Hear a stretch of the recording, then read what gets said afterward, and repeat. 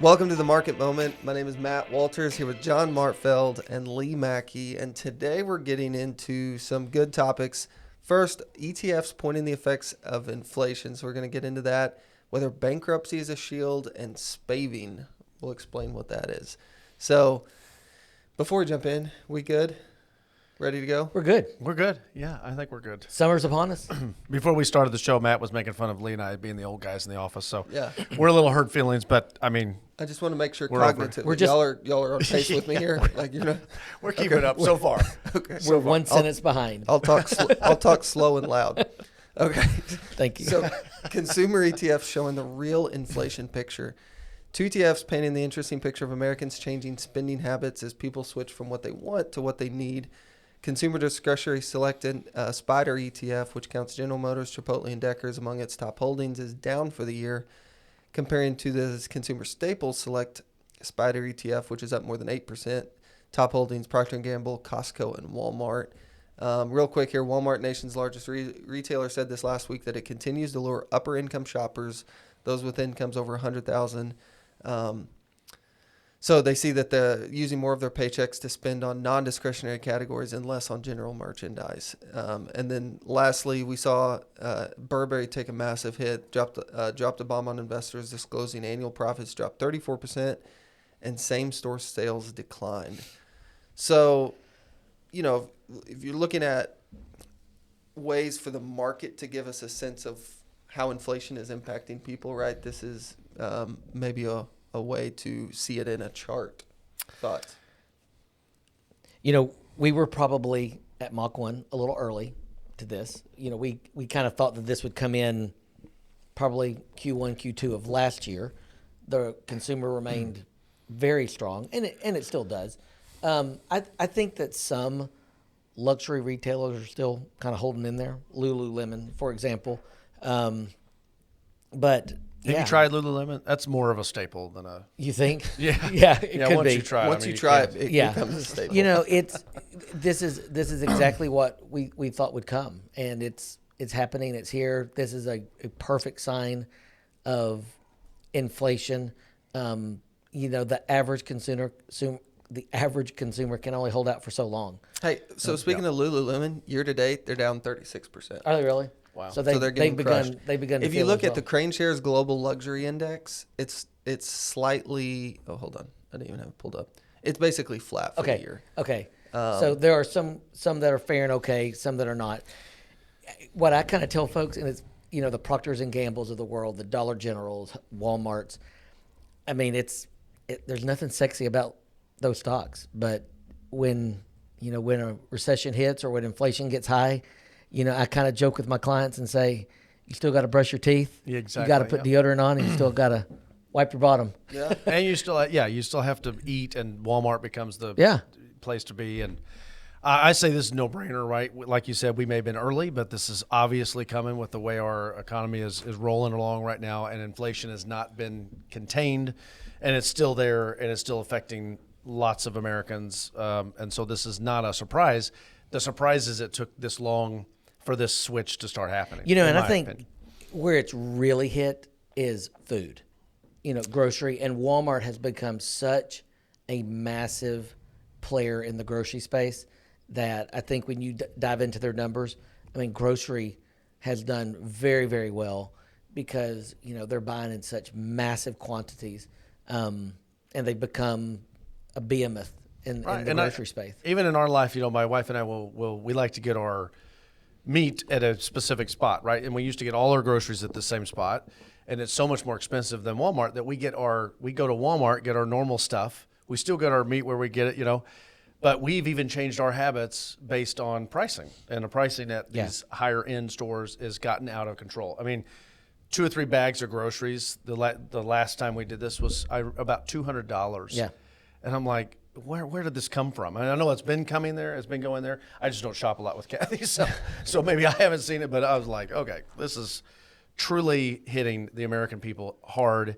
You talk about, you know, we kind of live in a bubble in Northwest Arkansas, but the whole country is going through this in less fortunate places than Northwest Arkansas, where we live in a very economic booming kind of area where buildings are going up every 3 seconds. but the rest of the country is not following suit as hot as we are, right? So we kind of lose sight of the fact that this is a pretty big deal. Middle class and under, and that affects them harder than it does, obviously, upper middle class and higher. And it's starting to trickle up It's to upper middle it's starting class. to trickle up, and I think that's the difference now is even the higher income earners, that discretionary spend is just not what it was a year ago, 6 months ago. I mean, because it's not sustainable forever. No, I mean, it's not. You know, there is a cumulative effect, and and we've kind of talked about this, in that, the Fed in these rate rising cycles, typically the first rate cut is a month or so after the last rate hike, and we're not getting that this time. I mean, we are going to have these higher rates for longer because inflation is here. And so some of this question was, how does the economy withstand a prolonged period of inflation? And I think we're beginning to see it. The market is funny. It's very resilient, as we know, right? It keeps motoring along. And I can go back several years ago when if the 10-year treasury got above 2%, watch out. The NASDAQ was going to get busted. Well, where is it at today? It's far. It's over 4. That. So even though we keep setting these markers, and every time you set a marker, it's like, oh, God, if it gets above 5%. I heard that yesterday.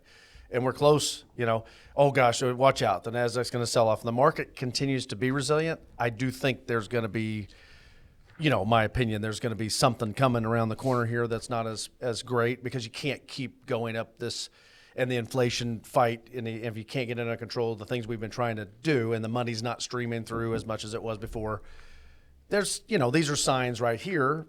Consumer is spending less on big items. That's going to trickle. What eventually affect corporate profits all around. Yeah, what's interesting though is we've seen, revenues have come in very weak so far. But earnings have been solid. Yeah. So we've seen where top line revenue has softened, but companies, because of pricing power and because of cost control, right? They've been able to keep earnings strong. And how long could that last? How much capacity do they have? Could they do that for 3 or 4 quarters in a row and keep earnings strong, even if revenues are softening? Maybe. I think it's going to be hard. Yeah, it will eventually. Be. And that probably means some people lose their job, right? And the labor market's not as strong because they're not going to be hiring as much. And that's happening. Yeah. So, for the past week, we've been looking at apartments for our daughters. One has graduated from college, one is transitioning to another place. I thought you were talking about senior living for you. Thank you. That's expensive as well. Man, carrying through with it, Jared. Yes, he is close though. I think it is. I'm close. Guys, okay. Well, welcome to the Bash Lee segment of our podcast. I mean, rents are high. Oh gosh, crazy. I mean, it's a 1-bedroom up here, average $1,200-1,300. It's crazy. I mean, that's for not getting one bedroom. 1 bedroom. That's not getting your frills and right. I mean, it's $1,200-1,300 and up. And this goes back. I know I keep harping on this, but I actually feel sorry for young folks getting out of college. The U of A had their graduation. All the colleges, obviously, everybody's graduating. But there's so many kids out there looking for jobs. Mm-hmm. I mean, just think about the mass of kids that have graduated in the last month, and how many jobs are they're looking for, and how many jobs are actually out there. And you look at Walmart, just laid off some people. We've got companies announcing layoffs. And people are all these thousands and thousands, 100,000 across the country looking for jobs.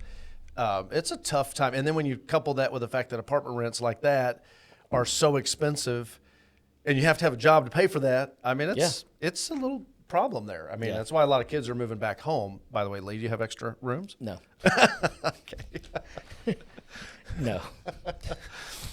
Sore subject. All right, go on. So we're actually going to jump to the third topic because I think it kind of a more natural flow into what we're talking about. So spaving, this was kind of new for us, but Zoe brought it to our attention. So spaving, spending more to save. As soon as I read this, I was like, this has Haley Walters and Kathy Martfeld all over it. So it's an old trap with a new name hitting grocery stores, retailers, and even online gambling. The whole concept of spaving is to get consumers to buy more, blah, blah, blah. It's like the whole buy one, get one.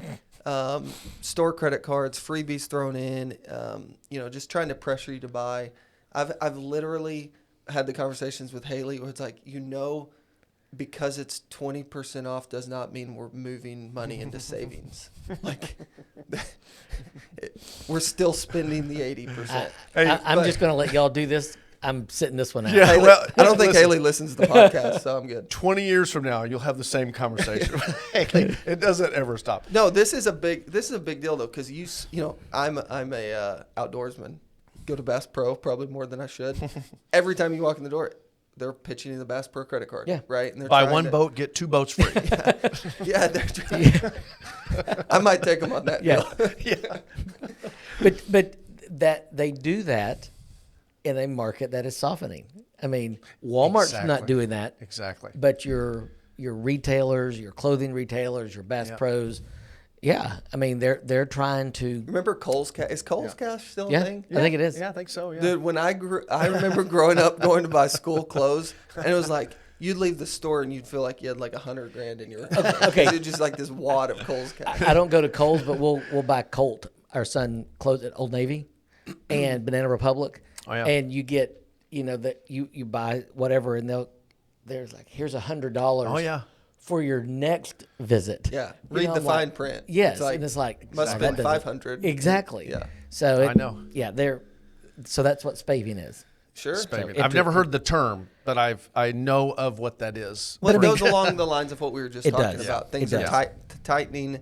It's a real issue, and the best thing is just to don't go in the store unless you really need something, And because they're going to try to pressure you. To Yeah. spend within your means. Yeah. I kind of forget about store cards even existing. Oh, gosh, yeah. But I guess Oh yeah, I they're guess there. Well, still young there. people especially get lured in by that, right? Yeah. You can't afford the shoes you want or whatever, and you're going to give you that store card. 20% off just to open the account. 20% off just to open the account and whatever, and then you don't realize you're paying 30% interest on that card, and Yeah. those shoes Yeah. end up being twice as much. It's a trap, but it happens to a lot of And people. some of this, not the same thing, but the buy now, pay later, is a trend. I don't know where that kind of stands. I feel like that's cooled off a little bit. Well, but and they were talking about Yeah. gambling. I mean, DraftKings and Oh, all yeah. these yeah, they'll give you organizations. like $200 of free bets. Absolutely. If you sign up. Absolutely. And so, but they know. They Yeah. know What was that First, website again? first step to bankruptcy. Yeah. What's that website? Just kidding. John'sasucker.com. Yeah. Yeah. So, I'm sure I'd be great at sports betting. Yeah. I know everything about sports. I'm just kidding. Yeah. All right. So, okay, another natural segue about overspending. Bankruptcy. Okay. So is bankruptcy a shield? Can corporate defendants use federal bankruptcy to shield themselves from legal peril? The Supreme Court will consider this question in the coming weeks. So the main case at issue here is the high-profile OxyContin manufacturer Purdue Pharma and the billionaire Sackler family that once controlled it. The main question in Harrington versus Purdue Pharma is whether or not the Sacklers can use bankruptcy to protect their personal fortunes from future opioid-related liabilities. So it's good to know that we have a JD on the panel today. But I mean, what are your thoughts? This is an interesting case. This bankruptcy case, I don't think there's any question about Purdue Pharma. They can use whatever is available to them on the corporate side, but the family with their team of attorneys is trying to extend that to shield their personal fortune. It'll be interesting to see, because they're going to argue it was one and the same. We own the company. Sure. They're going to basically argue that the lines, it was a blurred Yeah. line. Yeah. We were them, they were us. Yeah. It'll be interesting to see what the bankruptcy laws were intended. Now, the intent of the bankruptcy laws, and I'm not a bankruptcy attorney, Right. were intended to protect companies. Right. Right. I mean, I don't think anybody's going to argue with that. What they're going to argue is it should be extended essentially because they This control opens the a company. can of worms, in my opinion. 100%. The one thing about the United States, which is interesting, we're, I believe, the only country in the world that does not have tort reform, meaning you can sue for whatever you want for as much as you want. Absolutely. And, you know, the McDonald's, Yes. the famous Yes. McDonald's coffee case. Yes. Where the $5 million. There's more attorney billboards driving down the highway. Oh, man, like, it's about It's crazy. And it's a suing little people. bit of a joke worldwide. You know, when I was over in Europe, and they would make fun of us for that. And there's a part of me that totally agrees with making fun of us for that, right? Yeah. This to me is a byproduct of not having any protection on the limit. You can sue for whatever reason, for however. And so if they go beyond the corporation and they are able to go attack so for example, if you slip and fall at Walmart, can you go after the Walton family now? You know what I'm saying? Like this is now going to get kind of hairy, in my opinion. Yes. Now, the Sacklers really did control. Sure. Oh yeah, 100%. Purdue Pharma. Walmart. Yeah, The Waltons don't really control Walmart anymore. I know, bad example, I guess, But I mean, yeah, you could stretch it to any number of companies, Yeah. large and very small. It's a slippery slope. And I think that's what the It's Supreme not- Court is having to decide. This particular case, there's a documentary out there. It's a good one. Yeah, and What's we it watched. called? I forgot what it's called. I can't remember, but on like Netflix. It was or something. so good. Yes. We remember nothing about it, but it was good. I watched it, and this is a sensitive case because it was such a devastating and impactful thing across the country that impacted so many families. Yep. Such a negative way. So we don't want to discount that or make light of that. No doubt. And the Sackler family was in control, and I think is responsible. Yeah. But that's separate from the precedent that is set if depending on what the Supreme Court says or does for opening up cases like you said, Right. with smaller issues that people are just money hungry and like we're going to go and sue everyone from the corporation to the executives to the controlling families to whoever they can, and that's the part that we have to be careful with. I know. and what the plaintiffs, I guess you will argue, is that the family was basically making the decisions, Yeah. and they should not have a shield placed on them. So I know it's an interesting Painkiller case. is the name of the show. Okay, Painkiller. Oh, Painkiller. Look it Okay, up. perfect. Makes Yeah, sense. I'd love to watch it, and I am going to watch it. It's on Netflix. But I think this goes back to if there's simple things that could help solve some of these things, like, you know, obviously if they are, you know, I don't disagree that the Sackler family maybe in this case is responsible for some of this stuff, right? And they should have damages and whatever they get, whatever. But if we had tort reform, we had a line in the sand, right? It would protect, I guess that would protect everybody else from getting frivolously sued all the time, which is what I wish would happen in addition to maybe going a step further to go after these, you know. Yeah. Does that make sense? But then you take the opposite.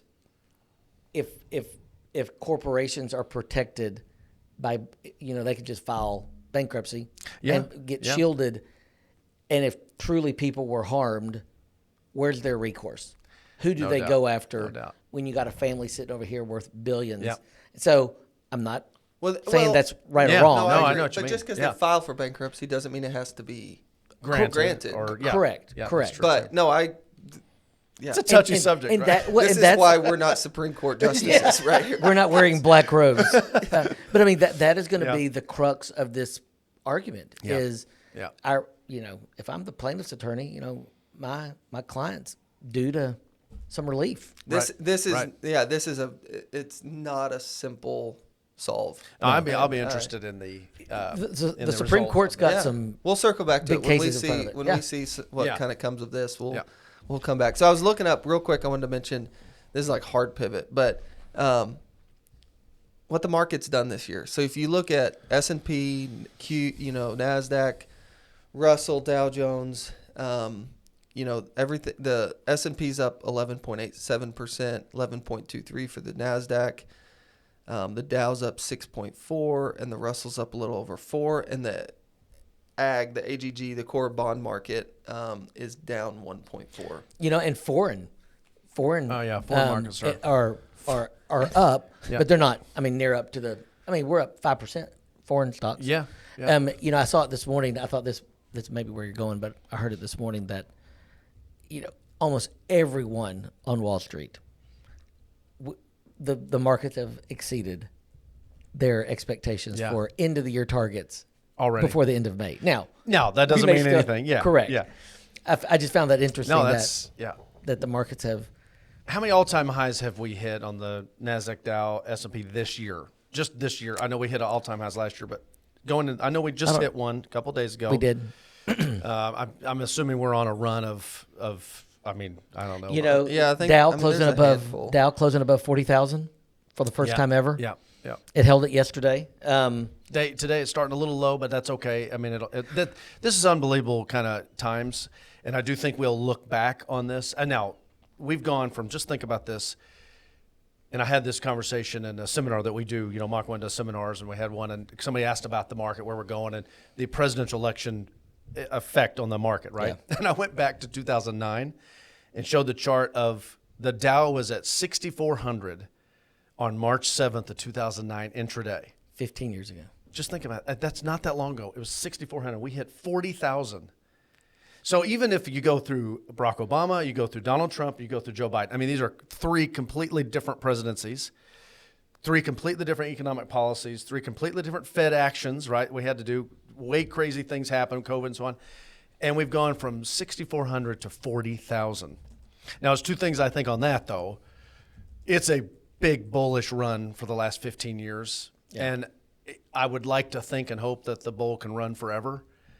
And but I do think there's a natural, and we've had a few little pullbacks here and there in that time frame, of course. But it's, I look at that and think, is that run are we going to be at 80,000 15 years from now?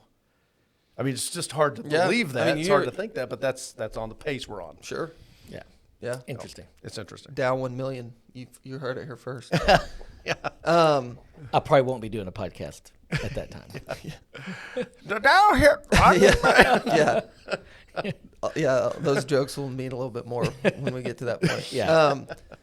Okay, so we had a great comment from one of our past podcasts that we wanted to bring up. So this, I think Eli was talking about how younger people buying houses. So John, you mentioned earlier, like you kind of feel for young people, and he's, Eli was getting to the point where it does though depend on, specific situations where you live. Oh, of course. Yeah. Education and other factors. And this was a comment from one of our listeners. He says, I welded in New York or in New England. Everybody I knew was my age, 23 plus maybe 5 years, and they were all renting. I don't know a single person from back home that owns a home.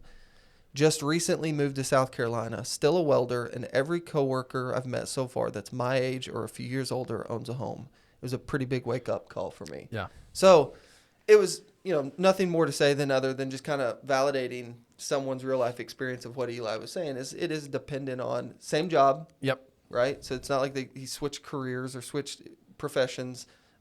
He moved, and the economic situation from his, changed drastically enough to the positive, that. Or cost of living, yeah.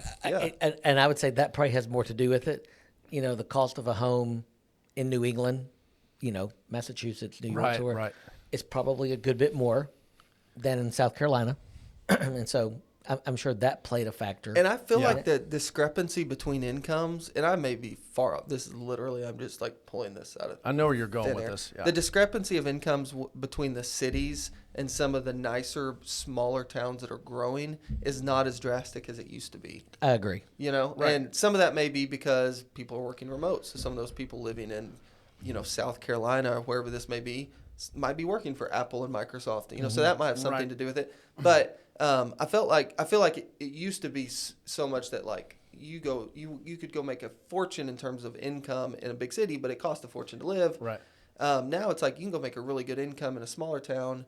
And that's changed a little bit. I don't know exactly why. I totally agree with what you're saying. And I saw an actual conversation about that when I was watching the business channels the other day.